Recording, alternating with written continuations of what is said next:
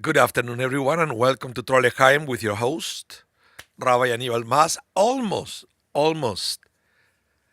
celebrating Purim. And so happy Purim in advance to everyone. My voice is a little bit scratchy today. Yeah. And it's like the changes in temperature outside, lots of dust flying around, and hopefully it won't be worse than this. But welcome, everyone. Welcome, Shelley. Welcome, Brenda. Welcome. Who else is there? Come on, I see more numbers here. If you are in the class, please say hello in the chat. I want to see who is with us in this eve of Purim, year 5785, 2025.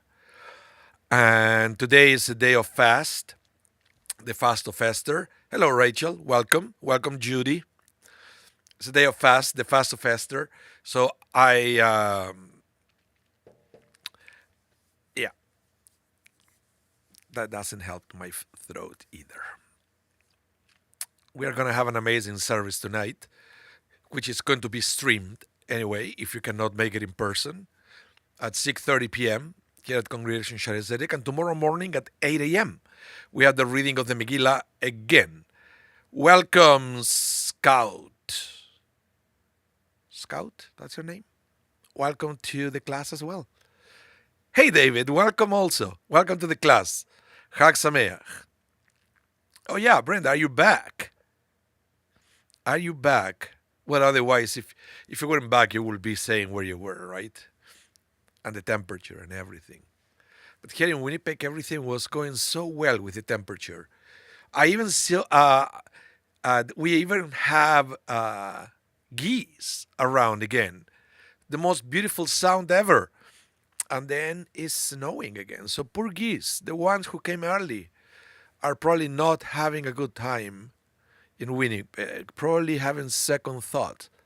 Why did I have to listen to you and go to Winnipeg that early? Yeah, anyway. So welcome back, Brenda. But yeah, it is nice to see the geese, because when geese are coming back to Winnipeg, it means that the temperature is going to start slowly going up.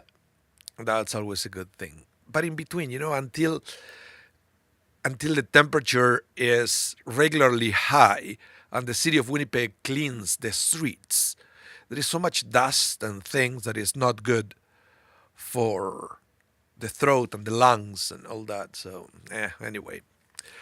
I came to Winnipeg 2002, almost 23 years ago, right? And I got used to the winters, but I didn't get used to the dust in between seasons. That is still making me crazy, and it's not a pretty thing. I don't know how to control that. When it's cold, I can get a good parka, not a big deal.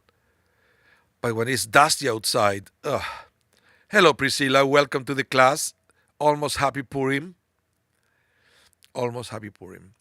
And today, because we talked about Purim last week, today I want to share with you my favorite Midrashim about Purim. Purim is such a wonderful holiday, but the book of Esther, what an incredible book with so many teachings and so many hidden messages. In fact, everything in the book of Esther is hidden. That's what people don't realize. And you know what else is hidden? And this is something that I notice every year, is what is hidden in plain sight is the fact that Purim is an adult festival. Why do I say this, that is hidden? Because if you come to synagogue, all you will see is kids and the kids are wearing costumes, and all the songs are songs for kids. Ani Purim, Sameach. This is like everything is about kids. But Purim is not for kids, believe me. Purim is for adults. But it's hidden.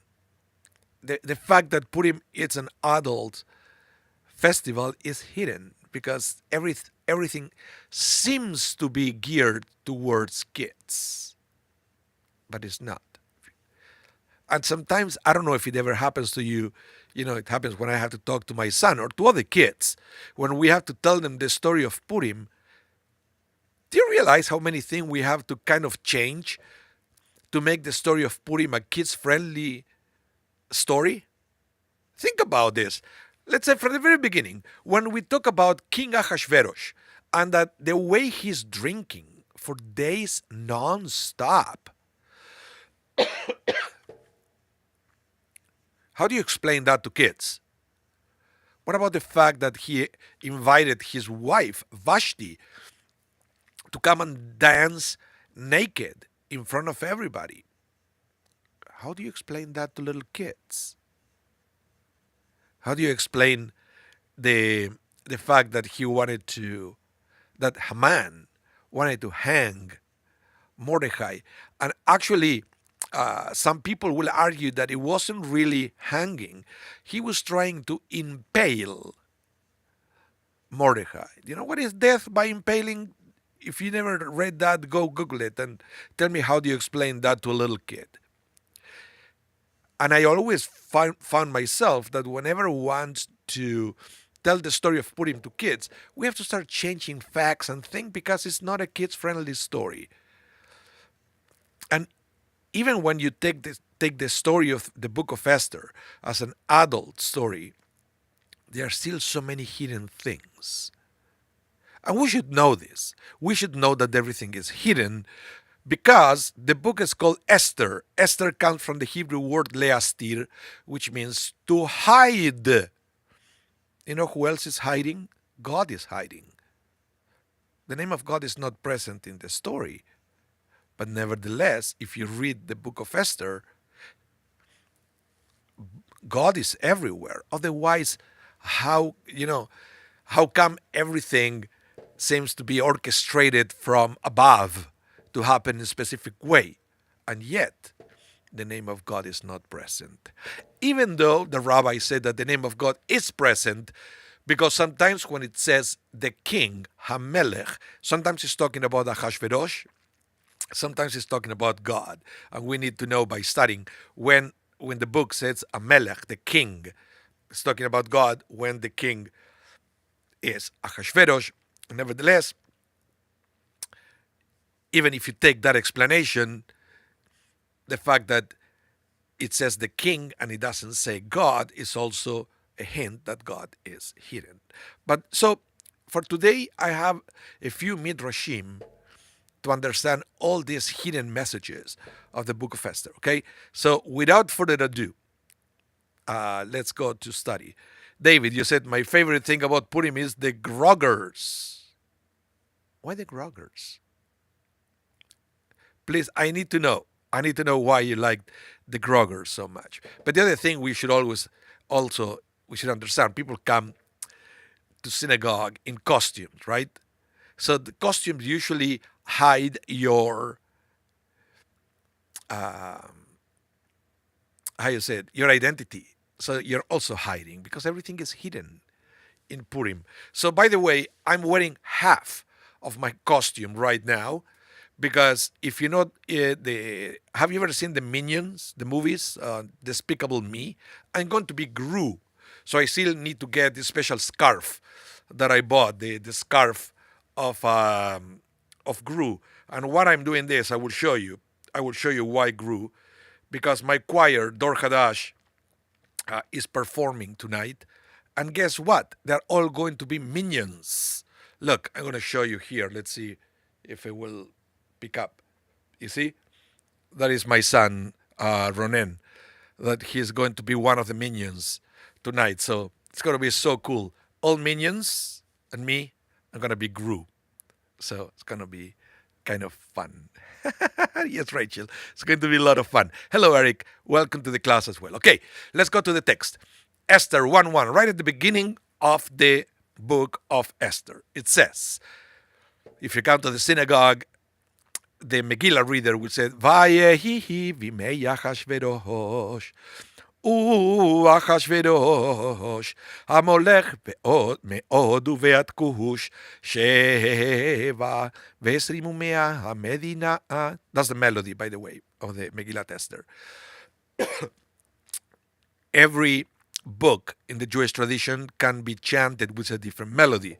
So when we read Torah, we use one set of melodies. We call it one set of trope.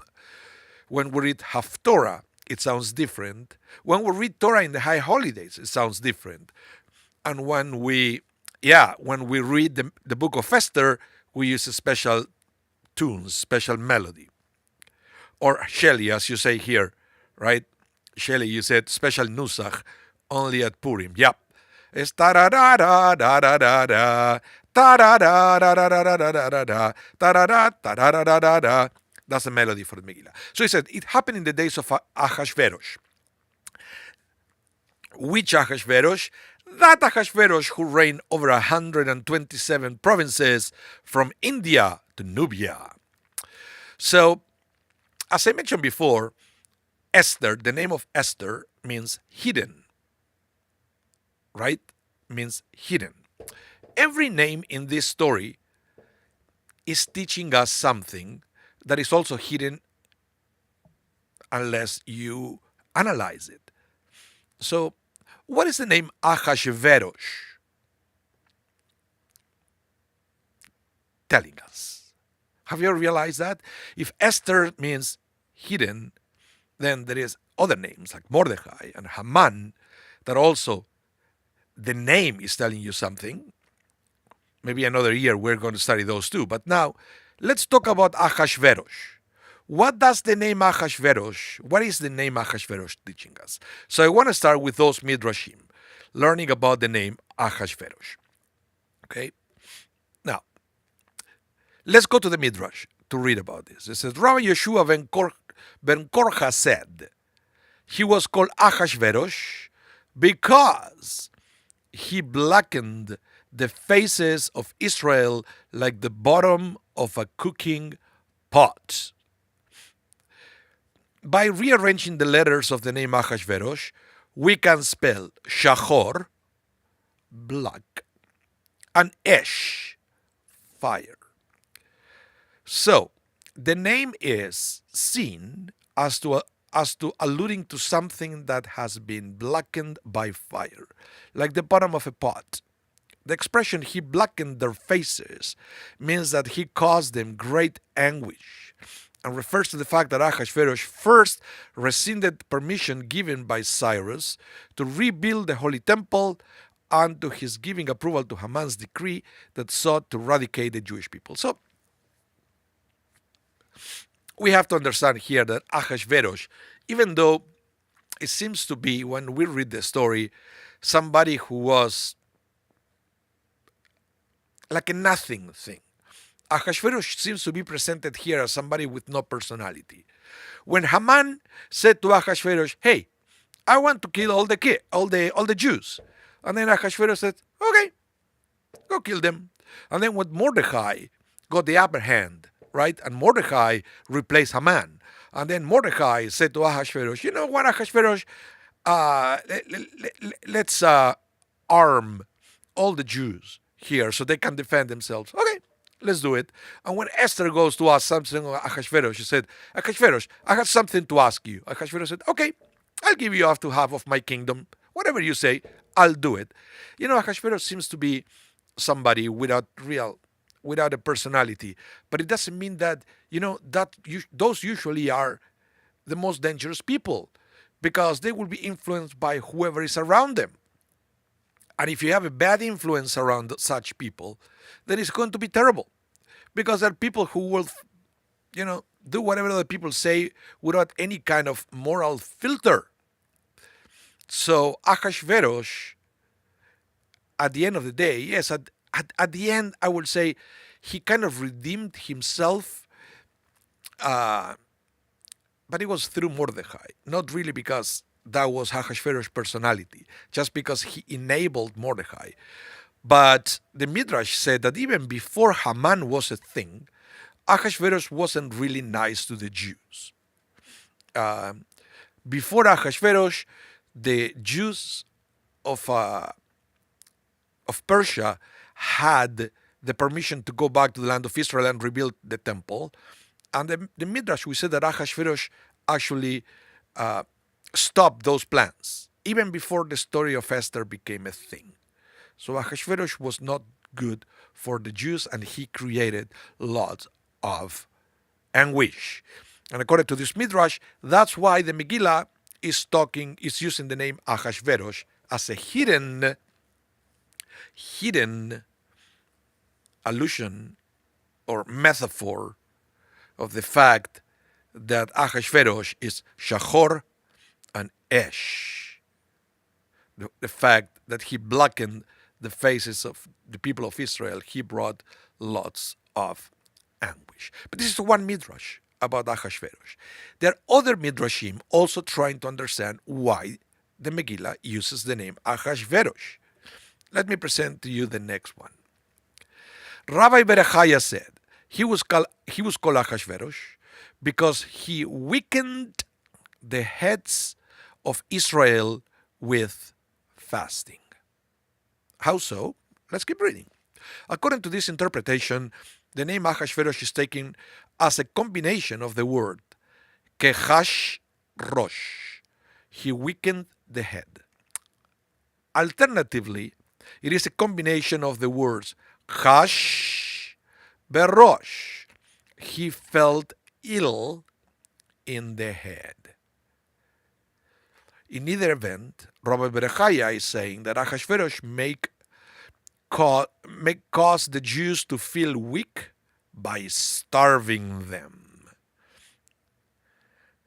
Alternatively, Ahasuerus is the combination of the word ach, woe, and rosh, head, alluding to the fact that everyone who recalled Ahasuerus said, woe upon my head, woe upon his, Ahasuerus, head. So again, as you can see here, either one midrash or the other, they're all portrayed Ahasuerus as a bad guy, as one who brought lots of suffering upon the Jewish people. In this case, with fasting and all that, for two reasons. One could be because of excessive taxing of the Jewish people. That made that they have no resources, and they starve.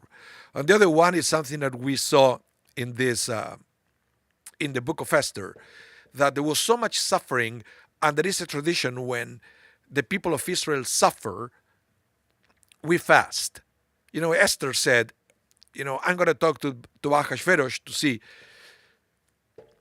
and if I'm going to talk to him uninvited, he may kill me. So go and fast for my well-being.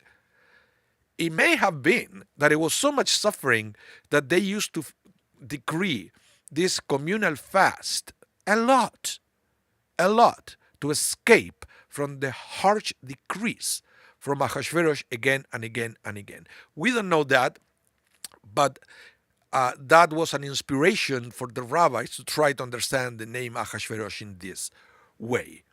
That it was something really bad in the sense that either one depleted the resources of the community to the point that they were starving, or number two, they were, almost like literally sick and tired of fasting all the time because of all the harsh decrees that they were suffering in the hands of this Ahasuerus. But there is another one that is also very interesting, that I found the most creative of all the midrashim about the name Ahasuerus, and that's why I left this one to the end of trying to understand the name. Okay, listen to this one. No, not this one. This is the next one. Sorry, there is one more before my favorite one. Sorry. Let's go to this one. Rabbi Levi said he was called Ahasuerus because he gave Israel gall and wormwood to drink, meaning a strong feeling of bitterness and resentment. Rabbi Levi interprets the name Achashverosh as a combination of the word Hishkarosh. He gave gall to drink. Here, the head of Achashverosh is interchanged with the hay. So, things that sometimes we're allowed to do when we have the Midrashim. So, this is another thing. But you can see bitterness, suffering, all the same neighborhood. But now the next one, oh my goodness, I have another one before my favorite. Rabbi Yehuda ben Shimon said he was called Achashverosh because he wished to destroy the root of Israel. Rabbi Yehuda ben Shimon interprets the name Achashverosh as a combination of the word ach, destruction by burning, and rash, which is short for horish, drove away. Accordingly, Achashverosh was called by this name because he sought to drive away and destroy the Jewish people through his support of Haman's evil decrees. Another interpretation is that Rabbi Yehuda ben Shimon interprets the name Achashverosh as related to the word shoresh, root. Achash, Verosh, shoresh. Can you feel that it sounds similar? Even in modern Hebrew, we use the word shoresh all the time to understand what is the root of the word. Right? That sometimes it's not about the word itself, but about the root of the word. So when you can see or understand the root of a word, it will tell you the real meaning of the word, even if it sounds something like something different. Okay, let me give you an example. The word for blessing is baruch or beracha, blessing, beracha. What is the shoresh, the root of the word beracha? Buruch, which means knee, the part of the body. Why? Because we,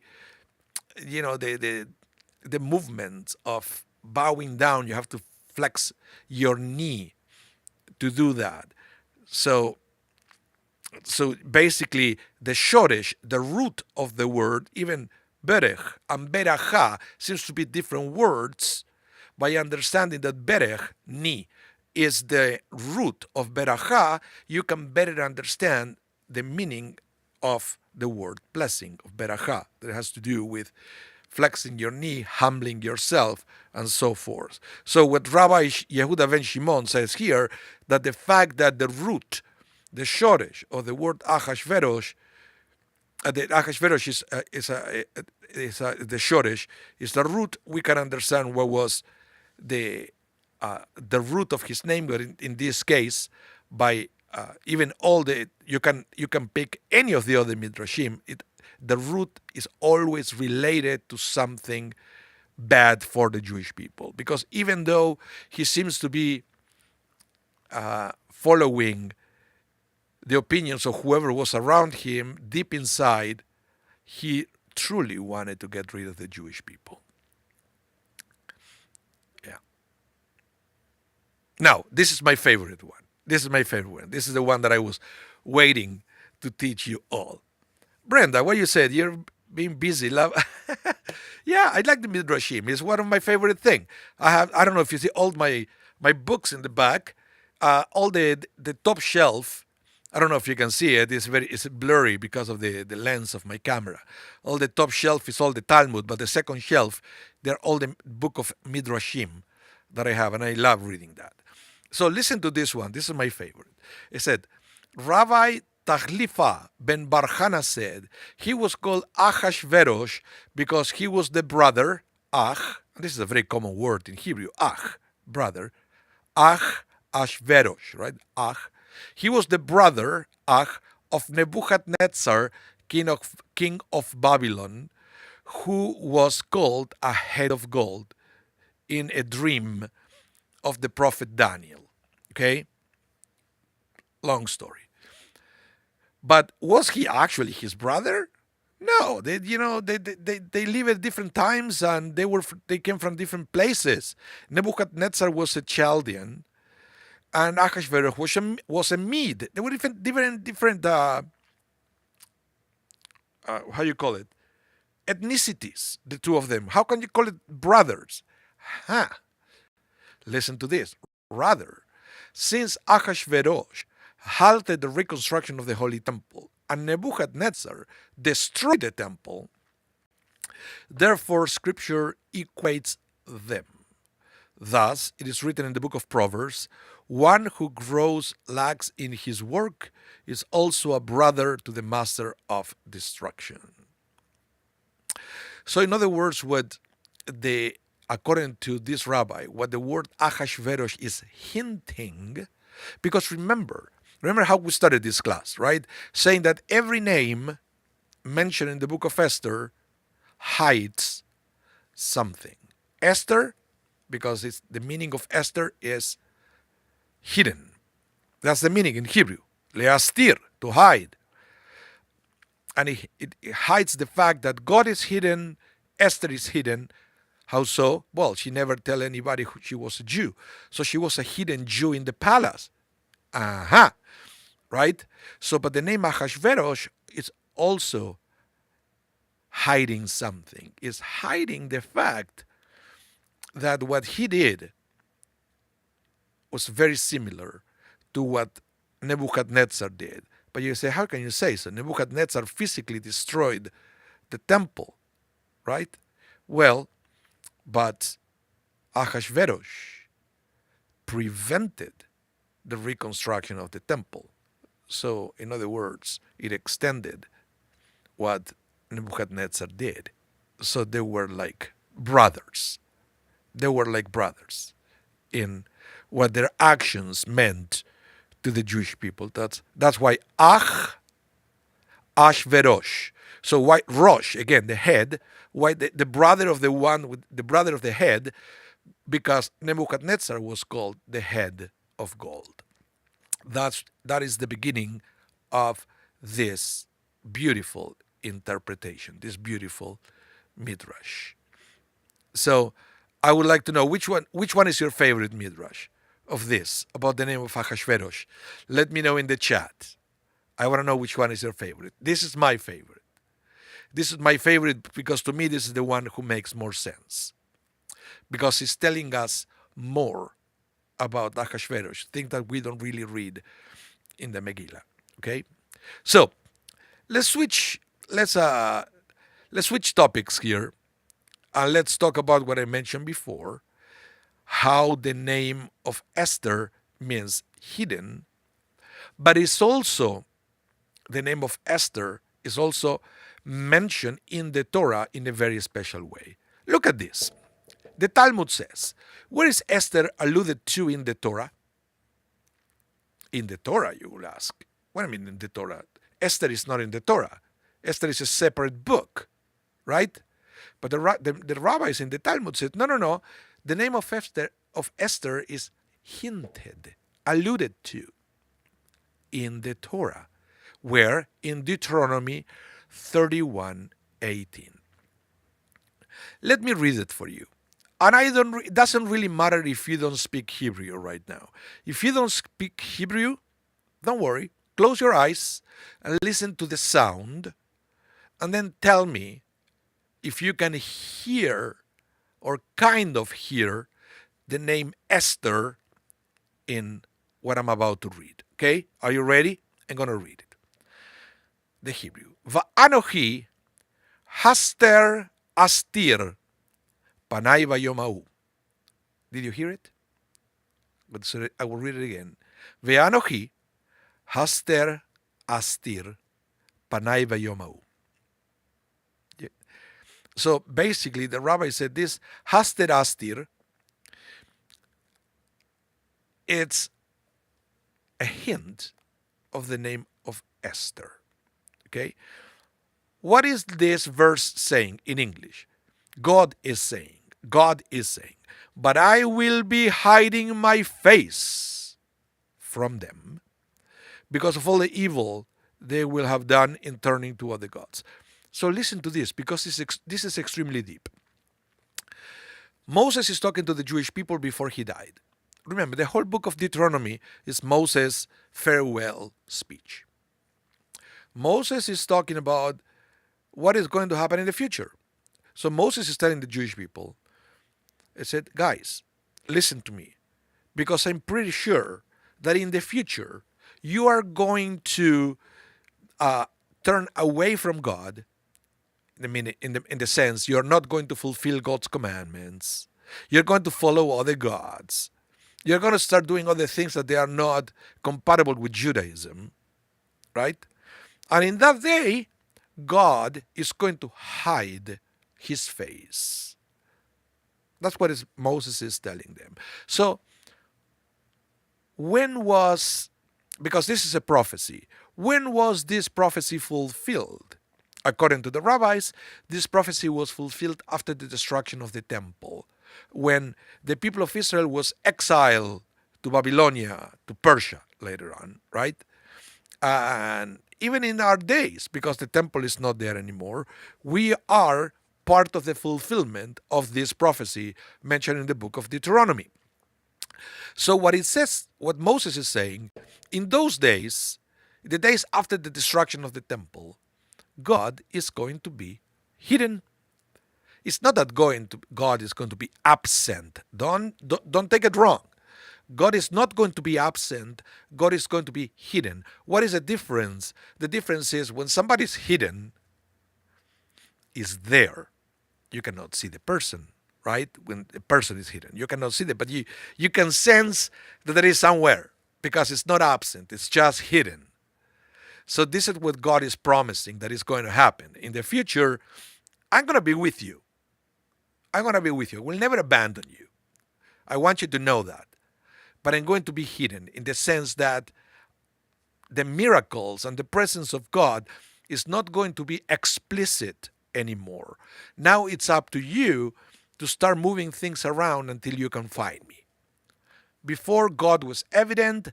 Now God is hidden, so we have to make an extra effort to find God in our reality. So if God is saying here that in the future God is going to be hidden, and we are saying here that the fulfillment of this prophecy is specifically the times of the book of Esther, and the name of God is not present in the book of Esther, so it's clear that this text is making an allusion to those days. And that's why the name of God is not present. And how do we know that the two are connected? Because the book is called the book of Esther, that was already said in Deuteronomy 31:18, Aster Astir. So the book of Esther is reminding us of a time where God is hidden. I think it's a beautiful, beautiful midrash connecting the two and reminding us that unfortunately we live in a reality. We live in a reality where God is not explicit anymore, but doesn't mean that God is absent. So the book of Esther is a reminder of that fact. And then when you read the book of Esther, you can feel a little bit of, I can feel the comfort by knowing that even though we cannot see God in the way Moses perceived God, we don't have Red Seas parting in front of us anymore. But nevertheless, you read the book of Esther and said, at the end of the day, God has our back. God has our back. God is there if we know where to look for God. Yeah. Now, it's interesting because this book of Esther is so deep, that listen what the Rambam says here.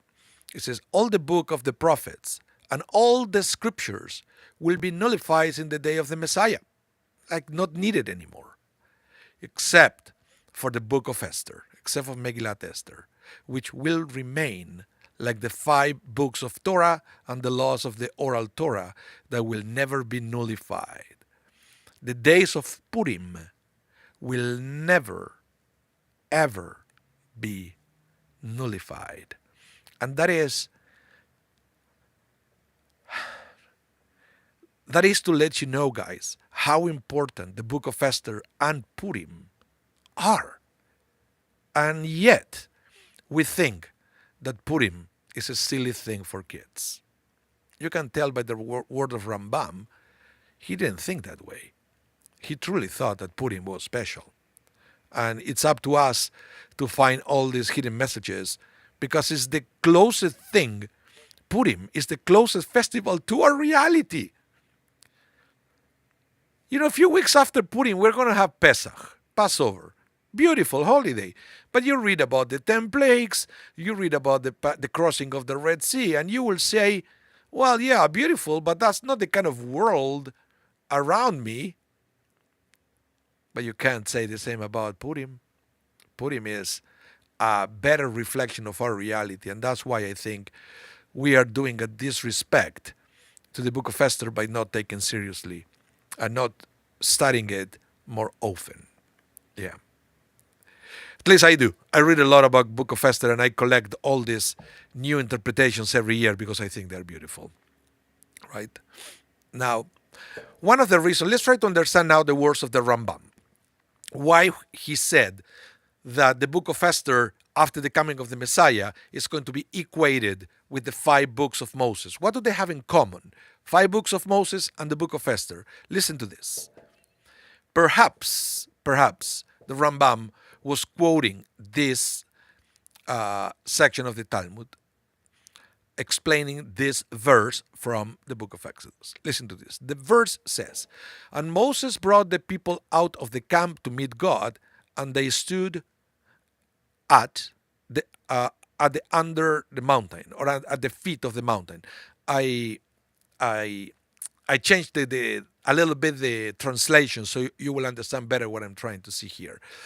In the Hebrew, it says that Moses placed them tachtit ha'ar. Tachtit ha'ar. If you read translations online, they will most likely say at the feet of the mountains. But tachtit, coming from the word tachat, the shorish again, the root, tachat, which means literally under. So the literal translation of that verse says that Moses placed the people of Israel under the mountain. You say, under the mountain. That doesn't make any sense. Correct. That's why the Talmud explains it this way. Listen. Rav Abdimi ben Hama ben Hassa said, "This teaches that the Holy One, blessed be He, overturned the mountain upon them like an inverted cask, and said to them, if you accept the Torah, all is well. If not, there shall be your burial." So you understand what's going on here, right? So basically, let's use my hands here. This is the people of Israel. This is the mountain. So God says, if you accept the mountain, if you accept the commandment, all well. Put the mountain back in place. But I said, but if you don't accept the commandments right now, I will do this. Poof. And you're going to be squished like bugs. How dare you not accepting the commandment? So, okay. So this is telling us that the people of Israel accepted the commandments, right? But a little bit under duress. It wasn't completely out of free will. It was a little bit of scare tactics there for them to accept the commandments. Okay? So remember that when God said, do you want to accept the commandments? And they all said, Naseh v'nishma, we will do and we will hear. Yeah, because they kind of didn't have any other option. They had to. God was placing the mountain on top of them, saying, look, if you don't accept this, the mountain is going to fall on top of you. But let's finish this, then I want to explain a little bit more. So, Rav Acha ben Yaakov observed, this furnished a strong protest against the Torah, said Rava. Yes, even so, they reaccepted it in the days of Ahasuerus, for it is written, the Jews established and received, etc. They established and confirmed that they had what they had accepted long ago. So basically what he's saying here is that at the time of Sinai, the people of Israel accepted the Torah under duress. Okay?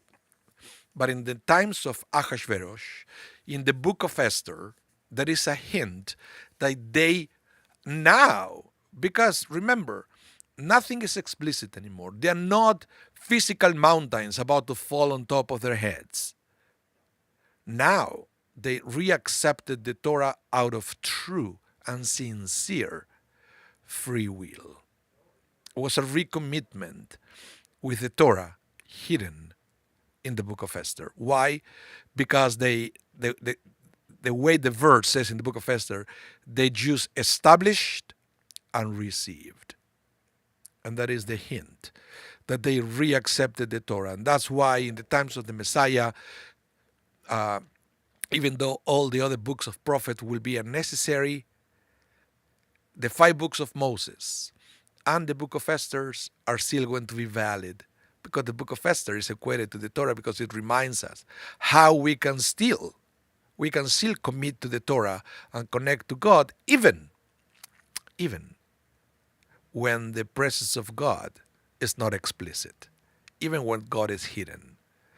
So that is a beautiful thing. Now, I want to, before we move on from this, I want to explain to you another explanation on why sometimes I think that the image of the mountain about to fall on top of their heads is not completely scare tactics, even though it kind of is.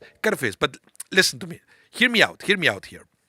What I believe that is going on here, what God is telling to the Jewish people is, look, without the Torah, the world is going to feel like you have a mountain about to fall on top of your heads.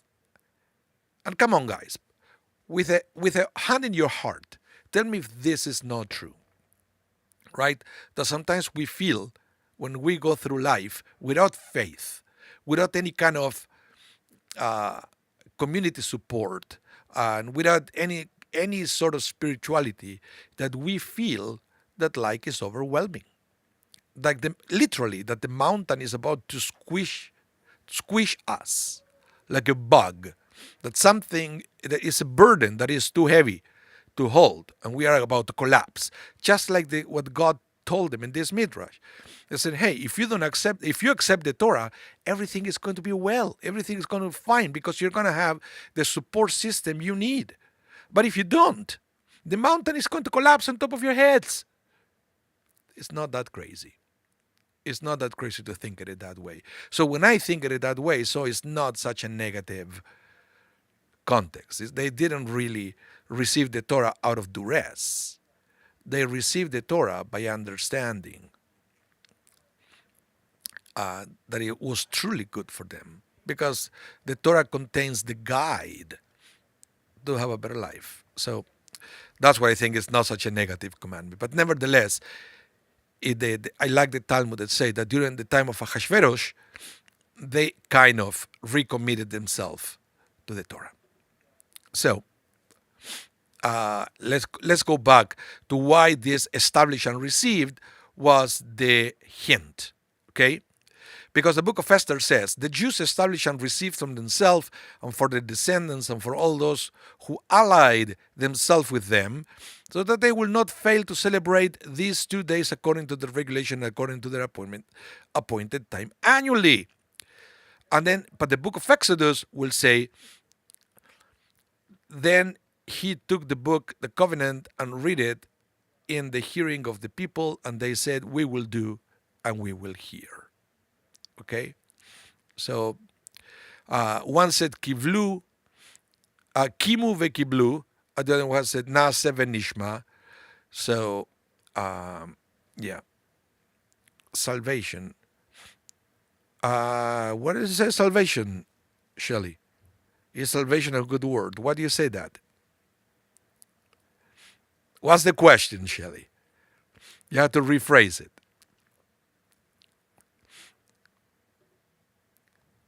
Now, the next set of Midrashim that I wanted to share with you is about not necessarily the name, but hidden connections between Mordecai and Haman. And this, to me, is one of the most fascinating things. Is the Torah salvation? Yeah, salvation in the sense that is, I take it literally. The salvation, when you get the way to save yourself from the difficulties or challenges of regular life. In that sense, yeah. Yeah, well, you say you associate the word salvation with Christianity. This is something that we all have to learn to let me phrase this correctly because I've been thinking about this. There are many words that we allowed other religions to own it as their own to the point that we forget that those are part of Jewish tradition, like salvation, like the let me say the glory of God, of the grace of God. They're all Jewish concepts. And then, unfortunately, if we use it in these days, people will say, "Are you a Christian now?" And let me give you another example that this was pointed out as many years ago when Dennis Prager came to Winnipeg and he was telling a story about his daughter that she was going through some difficulties and he looked at her and said, "Don't worry." I said, "God loves you." And she asked him, "What, are you a Christian now?" And that hit him in a way that it was like a really hard. And then he said, "What is she thinking that way?" And are Jews thinking that God doesn't love them? That is only a Christian concept, and then he started to talk about that, in his lectures about how we have to recapture all these concepts before we completely forget that they are deeply embedded in Jewish tradition. Like to me, one of the most famous ones, the grace of God. You talk about the grace of God, that God will do something out of grace. I said, "Are you a Christian now?" No, the grace of God. You say they use the word in Hebrew, the chen. Like in the High Holy, they would say, chen, v'chesed, v'rachamim. What is chen? Chen is grace. It's there. But we don't talk about that, and I don't know why. I don't know why. Nevertheless, okay, okay. So let's talk about this. The concept of the hidden connections between Haman and Mordechai. The first thing we have to understand is that we have to go back to the book of Samuel. Okay, the first book of Samuel, we'll see that God commanded King Saul, commanded King Saul through the prophet Samuel. Okay, commanded King Saul that Saul's mission was to destroy Amalek, finally, once and for all. Remember, Amalek was a nation pain in the neck of the Jewish people since the exodus of Egypt. Amalek was our first enemy attacking us when we left Egypt. So this went for way far too long. And now God said to Saul, "You know what? Kill them all. No more trying to be nice to them. Kill them all." Which Saul engaged in a war against Amalek, but he failed to kill them all. Why? Because he kept the king of Amalek alive. Big mistake. God was very angry about this. But let me read about this. Now that I gave you the context, let me read it.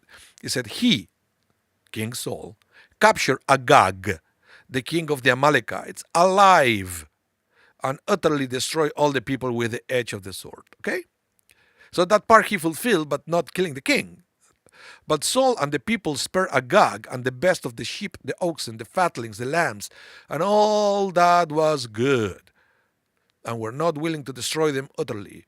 But everything despised and worthless, that they utterly destroyed.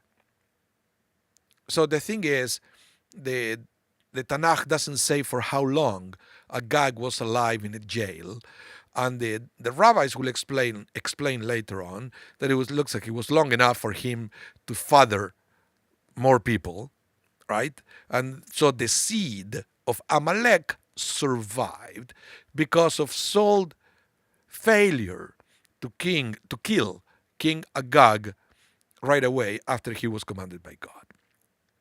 Okay? So why is this so important? Listen to this. Listen what happened in Esther, book of Esther, chapter 3, verse 1. It says, after these events, King Ahasuerus promoted Haman. You know who is Haman, right? The bad guy. The son of Ammedatha, the Agagite, and advanced him and established his authority over all the princes who were with him. So who was Haman? Listen to this again. The son of Ammedatha, the Agagite. What is an Agagite? Descendant of King Agag. Oh, hold on a minute. Is the book of Esther saying that Haman was an Amalekite? Was a descendant of Amalek? Haman exists because King Saul failed to kill Agag? Yes, it's saying exactly that. Now you can understand a little bit more the extent of the failure of King Saul. A failure that reverberated for generations to come. Because he failed to kill Agag, now Haman almost destroyed the Jewish people in the times of Ahasuerus, because the text of Esther clearly says that Haman was an Agagite. Do you understand that? Can you see the hidden connection here? Oh, more hidden stuff. Really? In the book of Esther, something is hidden? That's weird. Everything is hidden here. But it's beautiful. Again, it's not absent, it's hidden. You can see it if you know where to look for it. Now, there is more. There is more about the story of King Saul versus Agag. Listen to this. Back to the book of Samuel, right? Now, there was a man of Benjamin whose name was Kish, the son of Abiel, the son of Zeror, the son of Bekorah, the son of Apiah, the son of Benjamite, a mighty man of valor. He had a son whose name was Saul. So basically here the book of Samuel chapter 9 is telling us the genealogy of King Saul. Where did he come from? Which family? Which tribe? So we know he was from the tribe of Benjamin. Okay, and it's also telling who was the father, the grandfather, etc. But now if you go to the book of Esther, chapter 2, verse 5, when the book of Esther is talking about or is introducing to us the character of Mordecai, right, the other hero of the story, it says, now there was in the citadel of Shusha a Jew whose name was Mordecai, the son of Yair, the son of Shimi, the son of Kish, same name mentioned here connected to Saul. From which tribe? You guessed it, the tribe of Benjamin. So here, of course, everything is hidden, right? What the book of Esther is doing is connecting Haman with Agag and Mordecai with King Saul. So basically, according to Kabbalah, Mordecai was a reincarnation of King Saul, because King Saul was a good guy, except that towards the end of his life he had a few bad flaws. He did some things bad, and reincarnation is all about coming back to rectify what we did wrong in a previous life. So in this case, is hinting that Mordecai came to rectify what more with Saul failed, which was to take care of Amalek without any hesitation, which is exactly what Mordecai did with Haman in that story. So again, a beautiful hidden connection that we have here in the book of Esther. And there is so much more. Oh my goodness. I wish I could. I will give you one more, because we haven't really talked much about Ahasuerus. But the other thing that Ahasuerus represents, according to the rabbis, is the material world. Ahasuerus represents the material world. And how is it hinted here? Because it said at the beginning of the book of Esther, it said that Ahasuerus did organize a big banquet. Okay? And it says, for no fewer than 180 days, he displayed the vast riches of his kingdom and the splendid glory of his majesty. Why is so important the number 180 days? Because that's half a year. Half a year. And why half a year? Because the physical world represented by Ahasuerus is only half of the reality. So Ahasuerus doesn't have access to the other half. So he celebrates, again, this is a metaphor, right? It's for us to discover the hidden message. He celebrates for half a year. And then you will also say here, when Esther comes to ask Ahasuerus a favor, he will answer, listen to this, now that you know this concept, listen to this. He said, on the second day, the king again asked Esther at the wine feast, what is your wish, Queen Esther? It shall be granted to you. And what is your request? Even to half the kingdom it shall be fulfilled. Why half the kingdom? Because Ahasuerus represents only half of the reality. He cannot give what he doesn't have. The other half of the kingdom, now we are talking about the kingdom of God, is the spiritual reality. And Ahasuerus represents only half of it. So lots of wonderful hidden messages in the book of Esther that I wish we have more time to study that because it's fascinating.